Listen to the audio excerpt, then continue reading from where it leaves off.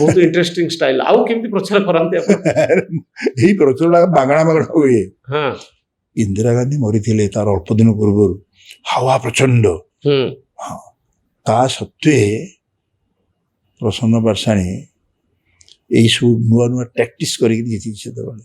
ଆଉ କଣ ପ୍ରାକ୍ଟିସ୍ ସବୁ କରିଛନ୍ତି ଆପଣ? ଆଉ ପ୍ରାକ୍ଟିସ୍ ବେଳେ କର୍ମୀ ମାନଙ୍କୁ ପଇସା ଦିଅନ୍ତି ବହୁତ ନାଇଁ ନାଇଁ କର୍ମୀ ଦେଇନି, କାହିଁକି ମିଛ କହିବି, କର୍ମୀ ନାହିଁ। ସେ ଯେତେବେଳେ କର୍ମୀ ଜିତିଥିଲେ ମାନେ ସେମାନେ ଗୋଟେ ଲାଳାୟିତ ନଥିଲେ ପଇସା ପାଇଁ, ଗୋଟେ ଲଢ଼େଇ ହବ ଲଢ଼େଇ। ଆପଣ ଇଲେକ୍ସନରେ କେତେ ପଇସା ଖୋର୍ଦ୍ଧାର ଖର୍ଚ୍ଚ, ଇତିହାସଟା ରହିଛି। ଇଲେକ୍ସନରେ କେତେ ପଇସା ଖର୍ଚ୍ଚ କରନ୍ତି ସେତେବେଳେ ଇଲେକ୍ସନରେ ଏବେ କେତେ ଖର୍ଚ୍ଚ କରନ୍ତି? ଲାଷ୍ଟ ଇଲେକ୍ସନ କିଛି ଖର୍ଚ୍ଚ କରିନି। ମାଗଣା ଏତେ ଲୋକ ବୁଲନ୍ତି ଆପଣଙ୍କ ସାଙ୍ଗରେ? କୋଉଟା କହିଲେ? ମାଗଣା ବୁଲନ୍ତି ଏତେ ଲୋକ ମୋ ସାଥିରେ? ଆରେ ଆଗରୁ ଥିଲା ନା କଂଗ୍ରେସ ବେଳୁ। ଆଉ ସେମାନେ ମାଛ ମାଂସ ଖାଇବା ପାଇଁ ଟିକେ ଗାଡି ଚଲେଇକି ଗାଡିରେ ପେଟ୍ରୋଲ ପାଇଁ କିଛି ସେସବୁ ନଥିଲା ସେତେବେଳେ। ନାଇଁ ଏବେ ହଉଛି କି ନାଇଁ? ଇଏ ବାବାରେ, ଏବେ ଆପଣ ଦେଇପାରୁଛନ୍ତି ନା ନାଇଁ? ଲାଷ୍ଟ ଇଲେକ୍ସନ ମୁଁ ଦେବି କଣ, ମୁଁ ତ ଠିଆ ହେଲିନି, ଟିକେଟ ପାଇଲିନି। ଲାଷ୍ଟ ଇଲେକ୍ସନ ବେଳେ ଦେଇଥିଲେ ନା ନାଇଁ? ନାଇଁ ମୁଁ ଦେଇନି। 14ରେ ମାଛ ମାଂସ କାହାକୁ ଦେଇନି। ମିଥ୍ୟା ଆଡେ ମନା ମିଛ କହୁଛୁ, ଦେଇନି କାହାକୁ। ଦେଇନାହାନ୍ତି ନା, ମୁଁ ଦେଇନି। ଦବା ଆବଶ୍ୟକ ନାହିଁ। କେତେ ଟଙ୍କା ଖର୍ଚ୍ଚ ତମକୁ ଯଦି ଲୋକ ଭଲ ପାଇବେ ଦବ କାହିଁକି? ନବୀନ ବାବୁଙ୍କ ଠାରୁ ପଇସା ନେଇକି ଇଲେକ୍ସନ ଲଢନ୍ତି ନା ନାଇଁ? ପାର୍ଟି ପଇସା, ପାର୍ଟି ପଇସା ଯୋଉ ଦିଅନ୍ତି ନବୀନ ବାବୁ, ସେଇଟା ଦିଅନ୍ତି। ନବୀନ ବାବୁଙ୍କ ପିରିୟଡ ଦିଆ ହେଇଛି। ତ ଆପଣ ସେ ଟଙ୍କା କଣ କରନ୍ତି? ସେଇ କଥା ତ ସେତେବେଳେ ଉଠଉଥିଲେ, ଏବେ ଉଠଉଛ। ଏ ଟଙ୍କାଟା କୁଆଡେ ଗଲା? ଟଙ୍କାଟା କଣ ମୁଁ ଟଙ୍କା ଖର୍ଚ୍ଚ କରେନି ମୋ ନିର୍ବାଚନ, କୁଆଡେ ଗଲା ଟଙ୍କାଟା? ଆଉ ଟଙ୍କାଟା ତମ କାହିଁକି ନେବି ଏତେ? କଣ କାମ ଦବ? କଣ କାମ ଦବ ନେଇକି? ସିଏ ଦିଅନ୍ତି କିଛି। ଦିଲ୍ଲୀପ ରାୟ ବି ଦେଇଛି।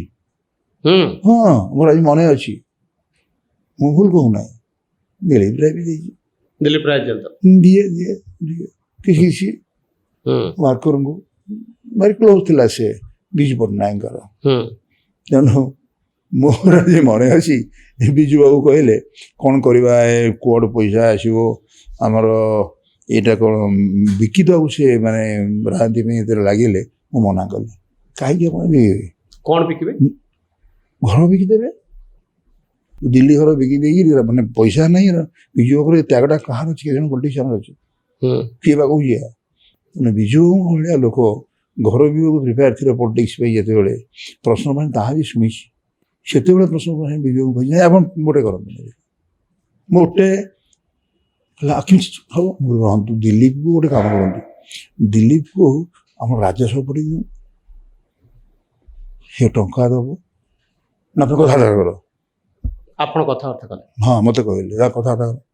ମୋର ଦିଲ୍ଲୀପ ବାବୁ ବୋଲି କହିଲି ଯେ ତମେ ରାଜ୍ୟସଭାକୁ ଯାଅ, ବିଜୁ ରାଜି ହେଇଛନ୍ତି ପଠେଇବା ପାଇଁ, ଆଉ କିଛି ଟଙ୍କା ଦିଅ, ଦଳ ଚାଲିବ କେମିତି?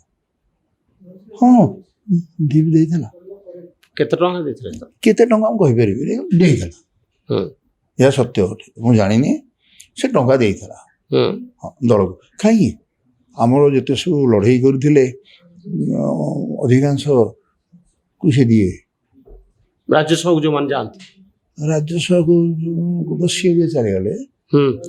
ଆଉ ଲଢ଼େଇ ଯୋଉମାନେ କରନ୍ତି, ମାନେ ଯୋଉମାନେ ଟିକେଟ ପାଆନ୍ତି, ସେମାନଙ୍କୁ ପଇସା ଦେବାକୁ ପଡେ। ହଁ, ସେମାନଙ୍କୁ ଦିଲ୍ଲୀପ ଦେଇଛି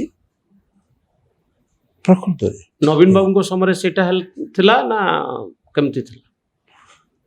ସେଇଟା ଥିଲା ବିଜୁ ବାବୁଙ୍କ ସମୟରେ। ବିଜୁ ବାବୁଙ୍କ ସମୟରେ। ନବୀନ ବାବୁଙ୍କ ସମୟରେ ତ ଲାଗିଲା ଖାଲି ଅନ୍ତର୍ଦ୍ୱନ୍ଦ୍ୱଙ୍କର ଦିଲ୍ଲୀ ବିରୁଦ୍ଧରେ ଲଗେଇଲେ। ଆଉ ପ୍ୟାରୀ ବାବୁଙ୍କର ମୋର ଯେମିତି ପଡ଼ିଲାନି, ତାଙ୍କର ସେମିତି ପଡ଼ିଲାନି। ପ୍ୟାରୀ ବାବୁଟା